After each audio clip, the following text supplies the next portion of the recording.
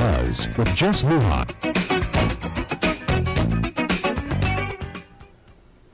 First Attorney General of Guam, Doug Moylan, is my guest tonight. We're talking, of course, about federal receivership, the governor of Guam, and as well as our temporary status as non-incorporated territory. Now, General, you were talking about a situation in regards to federal receivership. We of course we've had and continue to have the receiver for the dump. Basically, we getting ready to bring back to the government of Guam, of course, mental health. We have the third-party fiduciary at the Department of Education. Mm-hmm. That was initially funded in the very beginning, I think the first 2 or 3 years by the federal government. Now, this fiscal year, we're paying for it at this point. So President's been said with that. So are you saying that now then that we have a strong case to make that, for example, the dump, the mental health, and the third-party fiduciary at the Department of Education, that we have a strong case to make that when it goes into receiver, that same folks that say designate a receivership will now have to pay for this. Right. Well, you have a scenario. You see it coming, mm-hmm. and I think every day on the newspaper we see the media is covering how bad the Guam Memorial Hospital, which is our taxpayer-paid hospital, can't pay its bills. Sure. We're 20 million, at least 20 million in debt. And it's always been 20 million. When the vendors mm-hmm. decide that they're no longer going to do business with our hospital, and maybe just do business with the new private hospital, and we cannot provide the medicine and the services, mm-hmm. then I think you're going to have more federal scrutiny that's going to start. Either Department of Interior mm-hmm. and or the Surgeon General, Health and Services, those sorts of mm-hmm. people are going to look at Guam and say that you can no longer function, mm-hmm. therefore we're going to go to court and have a receiver appointed for you. Mm-hmm. Well, we can do something now by opening the discussion with the politicians in Washington, D.C., mm-hmm. the secretaries of the Department of Interior and so forth.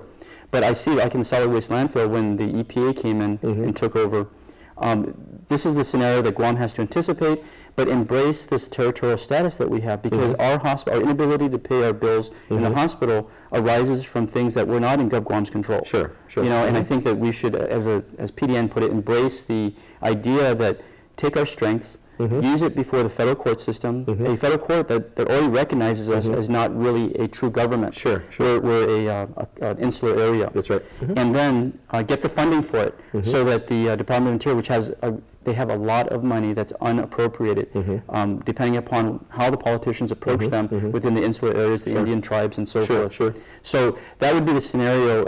But ultimately, if it has to be done legally, use mm-hmm. the federal court system to have the federal government pay the bill. Yeah, you know, that's ultimately what it is. You talked before on the last break. We were talking about the importance of again appearing before the United Nations. Now, I remember years back in the Leland Bettis time, appearing before the United Nations.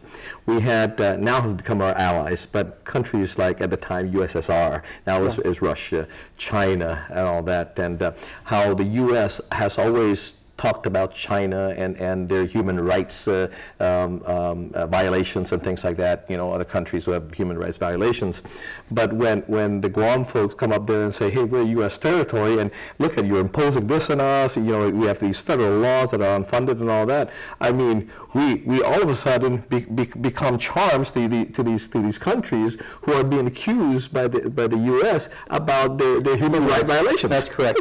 And I think that's important for we on Guam to realize, because in a way the federal government should also be paying for it, because we haven't done that the vote, the Chamorro only vote, the plebiscite vote, the plebiscite vote, mm-hmm. because of funding issues. Sure. Really, the United States should come in, Department of Interior, an application should be made to them mm-hmm. to fully fund Guam's decision on what it wants to do politically. Well, recently President Obama is pushing for $2.5 million for the plebiscite vote on Puerto Rico. And this is their fourth one, because of course it's been a non-binding vote. Right. Mm-hmm. And you see, this is why the incident that occurred in Korea mm-hmm. is so important to us now. Everybody in the U.S. realizes how important Guam is. Mm-hmm. We are the first line of defense mm-hmm. against Hawaii and California mm-hmm. and possibly even Alaska from all these threats, as Guam has always been. Mm-hmm. So, the time is right. The people that can make the decisions, our fathers, grandfathers, mm-hmm. they're passing into history. Mm-hmm. And we should really be starting a strong push mm-hmm. with the United Nations mm-hmm. to appeal to this world body that we are one of the last remaining colonies of the United States, of any country for that matter. Sure. I think it's no longer vogue to be a colony, you know. Oh, absolutely. When we're looking, you know, I mean, and there are people that push for, hey, well, why don't we have a choice of status quo? Why, you know, it's a waste of time to get a vote. And I'm going, well, you know, a status quo is limbo. Is limbo, and Right. and we have a lot of these problems because we don't have a say. Right. I mean, you were Attorney General when the talks between the U.S. State Department and the Japan Diet regarding the military buildup, and we're saying, hey, we're rushing to get resolutions there so we can be heard. Right. We don't know if resolutions got on the table by the time the decision has been made. And that's why the United Nations is so important for Guam's purposes on determining where we want to be. But until we're there, when we're dealing with the hospital that's sucking away money for education, for law enforcement, for all the other needs of our community, then we should have options available before going to court, and then if we're in the position that we need to go to court, that we have the legal arguments set up. There we go. And not that the taxpayers pay it, Sure. like what happened in the landfill and what happened in mental health. Yeah. We'll be right back.